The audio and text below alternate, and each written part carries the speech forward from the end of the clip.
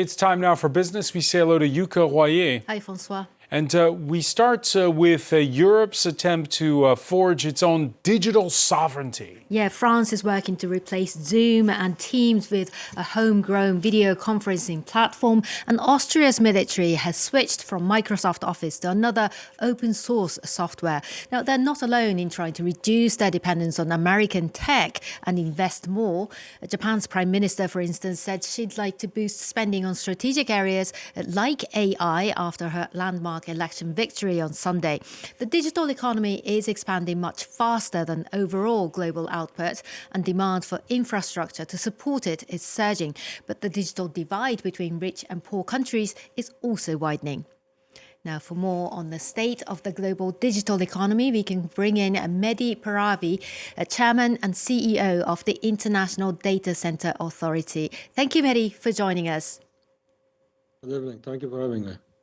Now, your organization has just released a new annual report on the digital economy, which showed that it now accounts for over 17% rather, of the world's GDP, worth over $20 trillion. Growth, though, has been uneven across the world, hasn't it? Yes, the growth has been uneven, proportionate to the resources in the wealth that is available to nations around the world.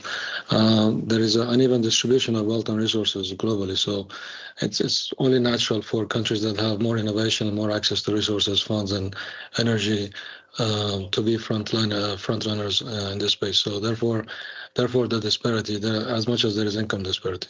Yeah, I mean, you mentioned the disparity there. Of course, the US and China are investing billions into developing their digital infrastructure, and others are trying to catch up, but not nearly fast enough. What does this mean in terms of digital independence and sovereignty?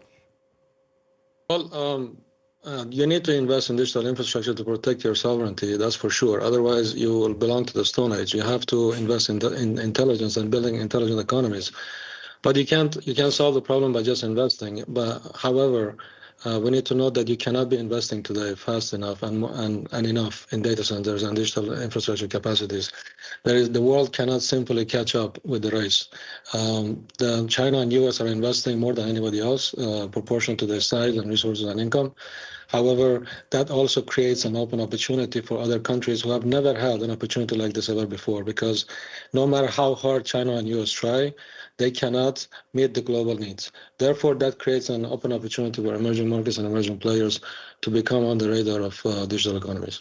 So it's only natural that demand for data centers and other infrastructure is rising. But data centers are very energy hungry, aren't they? And demand for powering AI is skyrocketing. What efforts then are being made or are needed to curb their climate and environmental impact? Well, there are many efforts being made, including all kinds of cooling and power technology advancements. However, one thing we need to note is that our research shows, facts and figures proven, that countries with more developed data center environments are actually more efficient. The US, for example, which houses over 40% of the world's data centers, is producing half of the world's average in greenhouse gases. And while China and India are producing double the world's average. So it's not about data centers demanding energy or impacting the climate, simply because data centers are not there to serve themselves. They are there to serve other industries. And when you have mature data center infrastructure and ecosystem, that basically means that your other industries have to work less to produce more. It just creates, through automation and digital transformation, it just enables you to produce more for less. And therefore, US is producing half of the world's greenhouse gases, even though it has the world's biggest data center capacity. Yeah, and your report, the IDCA's report, goes deeper into how countries are developing their digital economies. While the US and China lead the world in digital infrastructure, European nations come out on top when considering how sustainable their digital economy is, according to your report. What does this tell us? Well, the European countries in general, they're more conservative and they're more sustainable driven and smaller economies by sheer size. Therefore, they're easier to manage and guide. and that plays a big role in giving them higher scores and rankings. But our research and our digital readiness index doesn't score countries based on the sheer size of their economy. Rather, it's very much proportionate to the opportunities and resources available to every nation. And what do you do? What decisions do you make? And what trajectory can we foresee for your nation in the coming 5 to 10 years? US or China, being the largest economies in the world, are not necessarily the world's biggest digital economies, in our opinion. They don't rank the highest simply because, proportionate to their resources, they are not making the best choices. They're not deciding on the best routes of optimization as they could, as compared to many other emerging economies. And it's not just large economies like the US, China, or Europe. The whole world is going digital, and yet more than 1 billion people have poor access to electricity. Many countries lack the skilled labor needed for digital transformation. So, what needs to be done on a global scale? There has to be strategies at the national level. There has to be governance policies and frameworks. There has to be transparency across the world. To give an example, China scores very low in terms of efficiency. However, they have proven that they can deploy large-scale projects at unprecedented speed. Last year alone, China has produced more renewable energy to the grid than the entire United States grid in terms of renewable energy.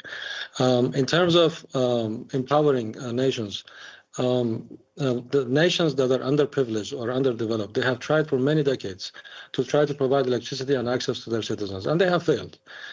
We are suggesting that maybe we need to reverse the formula by actually creating digital economies, and through digital economies, enrich the people, enrich the country. Therefore, you will have the resources to provide more access and more resources and more electricity and education to your people. So it's a chicken and egg question. Which one goes first? We've tried the other way before, but what we think that AI has created an unprecedented and a great opportunity for the world, especially the underdeveloped world, where they can actually create digital economies that can empower their nation and their citizens in a way that they have never imagined before. So there's a lot more work to be done. Well, Mehdi Paryavi from IDCA, thank you so much for speaking to us. Thank you so much. Thank you. Yeah, I couldn't help noticing, Yuka, that digital sovereignty was one of the promises made by Japan's prime minister after that landslide win in Sunday's snap general election. Yeah, truly a historic win for Sanae Takaichi and her party. Now she campaigned on a promise of making Japan stronger both economically and in terms of national security. And voters gave her a historic mandate. Her Liberal Democratic Party won the most seats in their entire history, more than 2/3 of the lower house of parliament, even without their coalition partner. Japanese stocks surged to a fresh record high this Monday, but all eyes are now on whether she can deliver on those promises. Daniel Quinlan reports. She comes from the right of Japanese politics and has said in the past Margaret Thatcher was her hero. Sanae Takaichi built her electoral victory in part on campaigning on a clear vision of what she wanted to achieve. And part of that was reviving the economy and boosting purchasing power.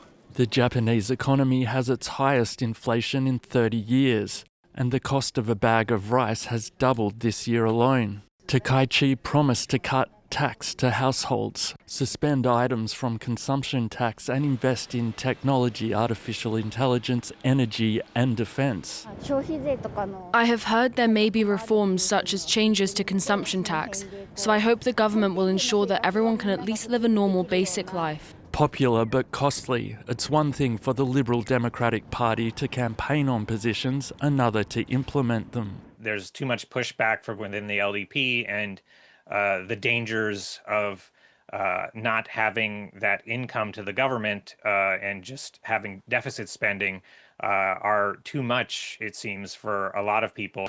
Japan has a public debt of around 230% of GDP, the highest of any developed country. In the past, its borrowing costs were cheap, but now with inflation, fairly low growth, and a significantly weaker yen, the central bank has increased rates, making borrowing more costly than it ever was in the past. And that's it from the business desk. All right, and you'll be joining us, Yuka, in the France 24 debate, where we'll be talking about what that means, that victory by the LDP of Takaichi Sanae in that general election. Now it's time for